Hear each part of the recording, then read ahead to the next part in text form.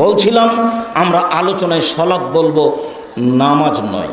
সলাৎ এমন একটি ইবাদত যার উপরে নির্ভর করে অন্যান্য ইবাদত। এক খিলে আমার দিকে চেয়ে থাকবেন, 19-20 হয় না যেন। আবু হুরায়রা রাদিয়াল্লাহু তাআলা আনহু বলেন, রাসূল সাল্লাল্লাহু আলাইহি সাল্লাম বলেছেন, আউয়ালু মা ইউহাসাবু বিহিল আবদু ইয়াউমুল কিয়ামাহ সালাত। বিচারের মাঠে মানুষের প্রথম যেটা বিচার হবে সেটা সালাত। ফাইন সালাহাত সালাহাল্লাহু সায়রা আমালিহি। যদি সালাত কবুল হয়, সালাত যদি টিকে যায়, সব ইবাদত টিকে যাবে। আইন ফাসাদাত, সালাত যদি নষ্ট হয়ে যায়, সালাত যদি না থাকে, ফাসাদাত সায়রা আমালিহি, তাহলে সব আমল বাতিল বলে গণ্য হবে। আল্লাহু আকবার। ডান হাতের কবজি বাম হাতের কবজির উপরে রেখে বুকের উপরে রাখবেন, বা বাহুর উপরে রেখে বুকের উপরে রাখবেন, দুটাই সহিহ হাদিস। কবজির উপরে কবজি অথবা বাহুর উপরে বাহু, বুকের উপরে রাখেন 5টি সহিহ হাদিস, নাভির নিচে রাখেন 3টি জৈব জাল হাদিস।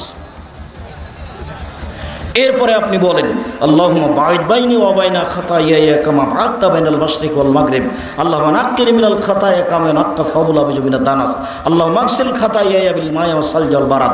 আল্লাহ, তুমি আমাকে আর আমার পাপকে অত দূরত্বে রাখো, পূর্ব পশ্চিমকে তুমি যত দূরত্বে রেখেছো। আল্লাহ, তুমি আমাকে ধুয়ে পরিষ্কার করে দাও, যেমনভাবে সাদা কাপড়কে ময়লা থেকে ধুয়ে পরিষ্কার করা হয়। আল্লাহ, তুমি আমার পাপকে তুষার দিয়ে, বরফ দিয়ে, ঠান্ডা পানি দিয়ে ধুয়ে পরিষ্কার করে দাও। এরপর আপনি বলুন, আউযু বিল্লাহি মিনাশ শাইতানির রাজিম। মারদুদ বিতাড়িত শয়তান থেকে পরিত্রাণ চাচ্ছি। বিসমিল্লাহির রহমানির রহিম। পরম দাতা দয়ালু নামে আরম্ভ করছি। আলহামদুলিল্লাহি রাব্বিল আলামিন। বিশ্বজগতের প্রতিপালকের প্রশংসা। আর রহমানির রহিম, তিনি হচ্ছেন পরম দাতা দয়ালু। মালিক ইয়াউমিদ্দিন, তিনি হচ্ছেন বিচার দিনের মালিক। ইয়াকা না'বুদু, একমাত্র তোমার ইবাদত করি। ওয়া ইয়াকা নাস্তাঈন, একমাত্র তোমার নিকটে সাহায্য চাই। ইহদিনাস সিরাতাল মুস্তাকিম, তুমি আমাকে সোজা সঠিক সরল পথ দেখাও। সিরাতাল লাযিনা আন'আমতা আলাইহিম, ওদের পথ তুমি দেখাবে যাদের ভালোবেসেছো। গায়রিল মাগযুবি আলাইহিম ওয়ালাদ-দাল্লিন, ওদের পথ তুমি দেখায় না যাদের খারাপ বেসেছো। আমিন। দীর্ঘ সময় ধরে তোমার দরবারে যে প্রার্থনা করলাম, এটা তুমি কবুল করো। সম্মানিত দিনী ভাই বোন, কোরআন মাজিদে 114টি সূরা আছে। কতটি? 114টি। মাত্র একটি সূরার শেষে আমিন আছে, সেটা হলো সূরা ফাতিহা। আর কোনো সূরার শেষে আমিন নেই। আর সূরা ফাতিহা দুয়ার জগতে ব্যতিক্রম, ভিন্ন ধরনের দোয়া। দোয়ার জগতে এত দামি দোয়া আর কোনো দোয়া নেই। আপনি আরেকটু দেখেন, সূরা ফাতিহাতে মাত্র একটাই কথা আছে। সূরা ফাতিহায় মাত্র একটাই কথা আছে, সেটা হলো আমাকে সহজ সরল সোজা পথ দেখাও। তার আগে বলা হচ্ছে, বিশ্বজগতের প্রতিপালক, সমস্ত প্রশংসা তোমার। 1, 2, পরম দাতা দয়ালু তুমি। 3, বিচার দিনের মালিক তুমি। 4, একমাত্র তোমার ইবাদত করি।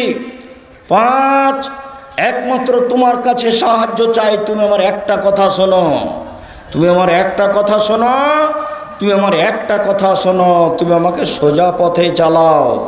ওই পথে চালাবা যে পথ তুমি ভালোবেসেছ, ওই পথে নিয়ে যায় না যে পথ তুমি খারাপ বেসেছ। আমিন। এই একটাই কথা আছে সূরা ফাতিহাতে। বিসমিল্লাহির রহমানির রহিম। পরম দাতা দয়ালু আরম্ভ করছি যে কোনো একটি সূরা। কুল আল্লাহু আহাদ, হে নবী আপনি বলুন আল্লাহু একক, আল্লাহু সামাদ, আল্লাহ নিরপেক্ষ, মুখাপেক্ষিহীন।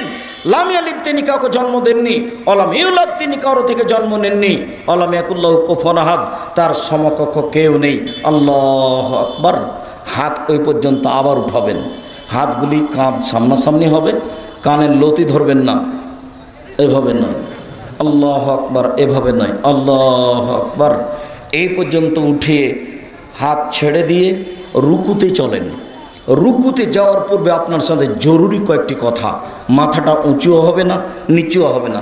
পিঠের লম্বা হাতটা একবারে সোজা থাকবে, হাত দুটি রডের মতো সোজা হয়ে থাকবে, আঙ্গুলগুলি খোলা খোলা থাকবে, কোমর থেকে সামনের ওজন হাতের উপরে থাকবে।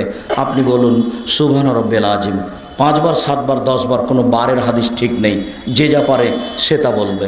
নইলে আপনি বলুন সুবহান কুদ্দুসুন রব্বুল মালাইকাতুর রূহ, নইলে আপনি বলুন সুবহানাকা আল্লাহুম্মা রাব্বানা ওয়া বিহামদিকা আল্লাহুম্মা মাগফিরলি। তোমার প্রশংসা সহকারে তোমার কাছে ক্ষমা ভিক্ষে চাই, তোমার পবিত্রতা বর্ণনা সহকারে তোমার কাছে ক্ষমা ভিক্ষে চাই, তুমি আমাকে ক্ষমা করো। নইলে আপনি বলতে পারেন সুবহানা জিল জাবরুতি ওয়াল মালাকুতি ওয়াল কিবরি ওয়াল আজমাত। আরও অনেক দোয়া আছে, এইগুলো বলতে বলতে আপনি রুকু থেকে উঠে আসেন, বলেন সামি আল্লাহু লিমান হামিদা। আল্লাহ ওই লোকের প্রশংসা শুনলো যে তার প্রশংসা করলো, হামদান কাসিরান তাইবান মুবারাকান ফি, খুব তার প্রশংসা, মঙ্গলময় বরকতময় তার প্রশংসা, মিলা সামাওয়াতে, আকাশ পরিমাণ প্রশংসা, মিলাল আর জমিন পরিমাণ প্রশংসা, মিলাবা বাইনাহুমা, আকাশ জমিনের মধ্যে যে ফাঁকা রয়েছে এই পরিমাণ প্রশংসা, মিলামা শাইতামিন শাইইন বাদো, তুমি যে কত প্রশংসা চাও আমি তো জানি না, যত চাও তত তোমার প্রশংসা। এরপরে আরও দোয়া পড়েন, এরপরে সিজদায় চলেন। সিজদায় যাওয়ার পূর্বে আপনার সাথে জরুরি কয়েকটা কথার 19 বিষয় না যেন। রাসূল সাল্লাল্লাহু আলাইহি ওয়াসাল্লাম বলছেন আমাকে 7 হাড়ের উপরে সিজদা করতে বলা হয়েছে। নাক কপালে হলো 1, 2 হাত এ হলো 3, 2 হাঁটু এ হলো 5, 2 পায়ের বৃদ্ধাঙ্গুল এ হলো 7। সিজদার সময়তে এই 7টা অঙ্গ মাটিতে লেগে থাকবে। সিজদার সময় আপনি হাত দিয়ে শরীর হাত চুলকাতে পাবেন না। হাত উঠে যদি আপনি শরীর হাত চুলকাতে আসেন তাহলে এখন 6টা মাটিতে লেগে আছে, 7টা নেই। সিজদা অবস্থা যদি একটা পা উঠিয়ে আর একটা পাকে এইভাবে চুলকান তাহলে সিজদা হবে না। আপনার এখন 6টা আছে, 7টা লেগে নেই, সাবধান থাকবেন। আপনাকে যদি শরীর চুলকাতেই হয় তাহলে সিজদাকে চলে আসেন, আসার পরে আপনি শরীর হাত চুলকাবেন, ওই সিজদা অবস্থায় নয়। কেন রাসূল সাল্লাল্লাহু আলাইহি ওয়াসাল্লাম 7 হাড়ের উপরে সিজদা করতে বলেছেন। তিনি আরও বলেছেন মাথার চুল যেন জড়ানো না থাকে, মাথার চুল যেন বেনি করা না থাকে, মাথার চুল খোপা খুলে দেওয়া থাকবে মহিলার, এ কথাই ঠিক। এরপরে হাত যেন জড়ানো না থাকে, হাতগুলি এভাবে জড়ানো চলবে না। রাসূল সাল্লাল্লাহু আলাইহি ওয়াসাল্লাম বলছেন আমাকে হাত জড়াতে নিষেধ করা হয়েছে। কেন? সব কিছুই সিজদায় যায়, কাপড়গুলিও সিজদায় যাচ্ছে, মাথার চুলও সিজদায় যাচ্ছে। অতএব একে জড়িয়ে তার সিজদাকে বন্ধ করা যাবে না। তবে নিচের দিকে, প্যান্টের নিচের দিকে প্যান্ট জড়ানো যাবে না, একেবারেই নিষেধ। জড়াতে যদি হয় তাহলে কোমরে জড়াতে হবে।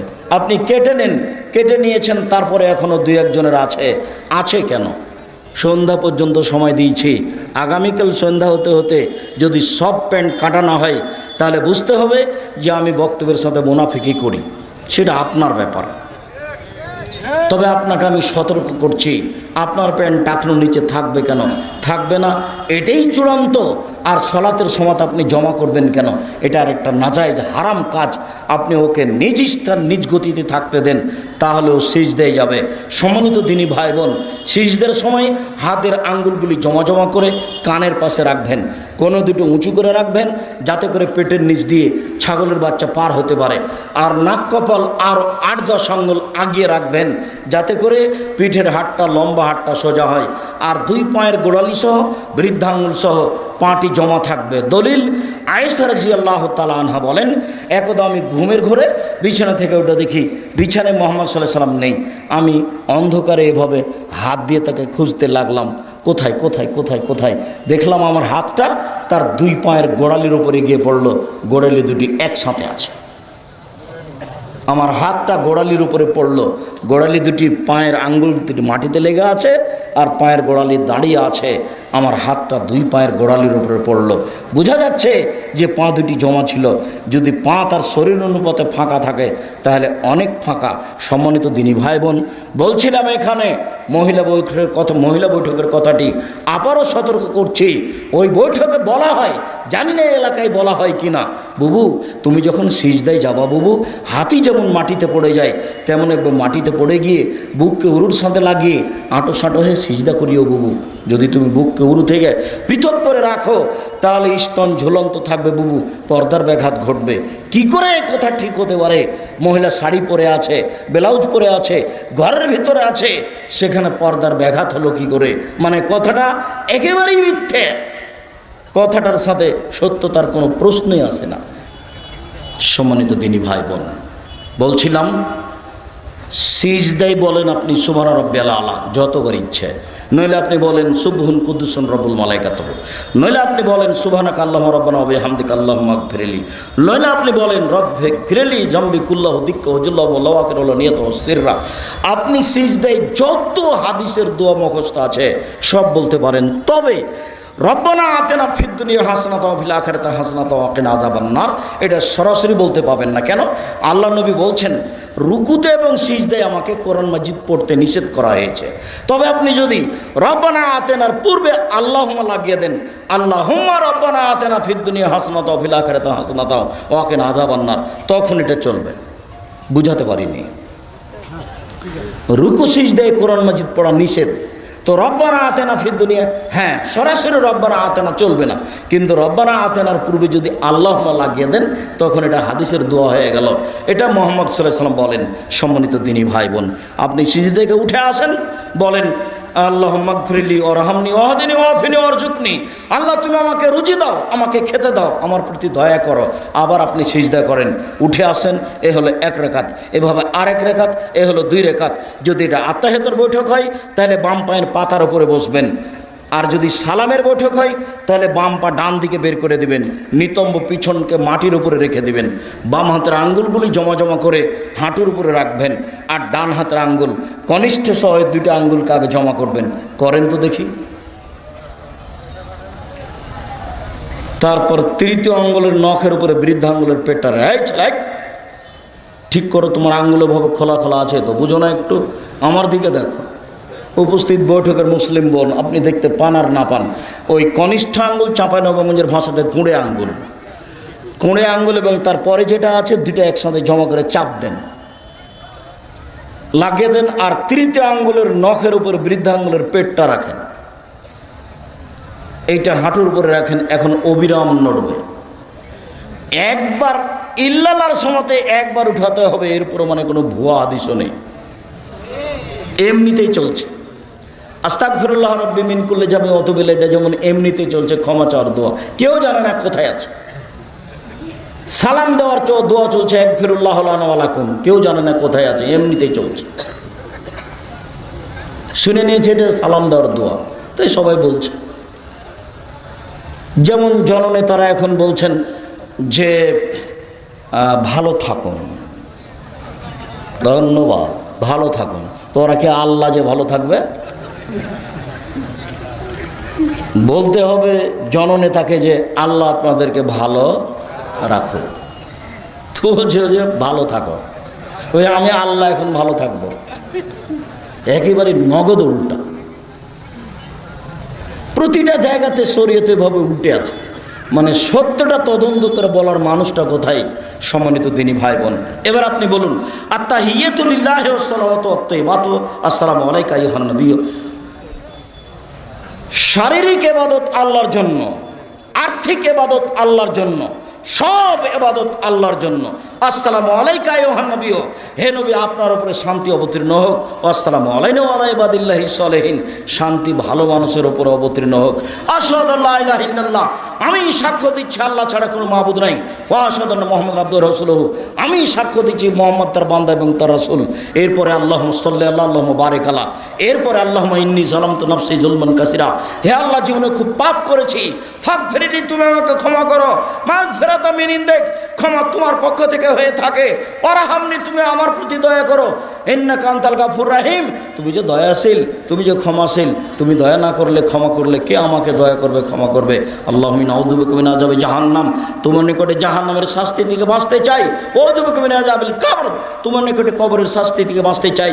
ওয়াউযু বিকা মিন ফিতনাতিল মাসীহিদ দাজ্জাল, তোমার নিকটে দাজ্জালের বিপদ থেকে বাঁচতে চাই। ওয়াউযু বিকা মিন ফিতনাতিল মাহি ওয়াল মামাত, তোমার কাছে বাঁচতে চাই ইহকালের বিপদ, তোমার কাছে বাঁচতে চাই পরকালের বিপদ হতে। আল্লাহুম্মা নাউযু বিকা মিনাল মাআসি ওয়াল মাগরাম, তোমার কাছে বাঁচতে চাই বড় পাপ হতে, তোমার কাছে বাঁচতে চাই ঋণ কর্য হতে। এবার বিশেষ দোয়া, বলেন তো বিশেষ দোয়াটি কি? রব্বির হামহুমা কামা রাব্বায়ানি সাগীরা, বলবেন না কখনো, এইটুকু বাপ মায়ের জন্য বলে রাখবেন। শেষে এসে আপনাকে বলছি, সেটুকু হচ্ছে এই জামিয়া সালাফে ডাঙ্গিপাড়া পাওয়ারাজশাহী, জামিয়া সালাফে রূপগঞ্জ নারায়ণগঞ্জ ঢাকা, এর জন্য দোয়া করবেন আল্লাহ যেন এই প্রতিষ্ঠানকে কবুল করেন। এর একটি মুখপাত্র পত্রিকা আছে মাসিক আল ইতেসাম, 50টি প্রশ্নের উত্তর থাকে। সব দিনই ভাই বোনকে এগুলো সংগ্রহ করতে হবে।